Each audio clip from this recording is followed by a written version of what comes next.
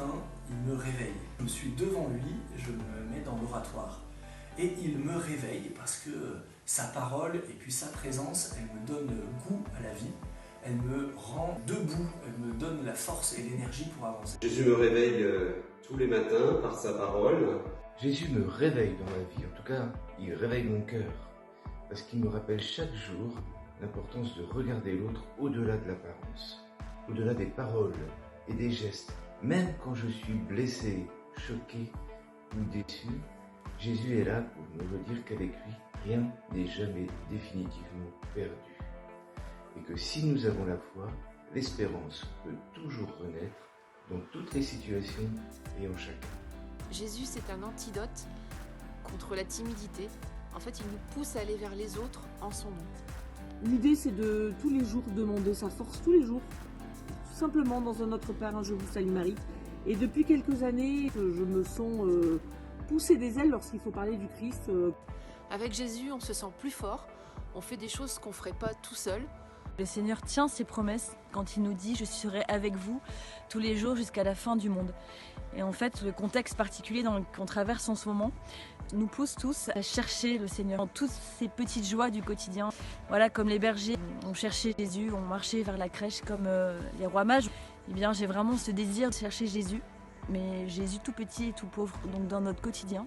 Donc j'ai vraiment décidé de prendre le temps de la prière, démarrer ma journée pour vivre ce cœur à cœur avec le Seigneur et me laisser nourrir par la parole de Dieu. Pour moi, c'est vital. Jésus m'interpelle en me disant moi aussi, j'ai besoin que tu t'occupes de moi. On peut s'occuper de Jésus en s'occupant des petits. Et je crois que c'est un peu ça le message de Noël. Ce que l'on peut faire à ces petits, eh bien, c'est à Jésus, petit enfant lui-même, qu'on le fait.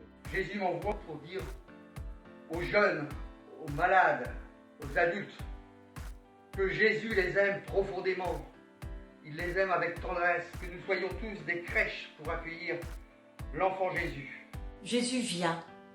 Il nous rappelle que nous sommes tous frères, qu'il regarde les hommes avec amour, quels qu'ils soient, que tout homme a du prix à ses yeux. Nous tourner vers Jésus, nous tourner vers Dieu, essayer de discerner comment Dieu vient naître dans nos quotidiens, dans la paille de nos misères, la paille de nos joies, la paille de nos peines. Comment Jésus naît aujourd'hui dans tout ce qui compose nos vies. Au sein du collège, parfois, il m'arrive d'être une oreille attentive aux élèves, aux professeurs.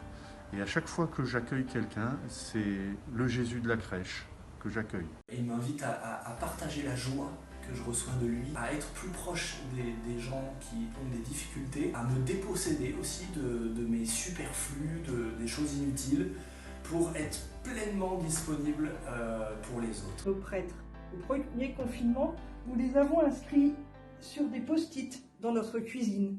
Et maintenant, chaque soir, avant le bénédicité, chacun pioche un prêtre et prie pour lui. Vive nos prêtres, vive leur vocation. De rendre grâce, de le louer pour tout ce qu'il nous donne.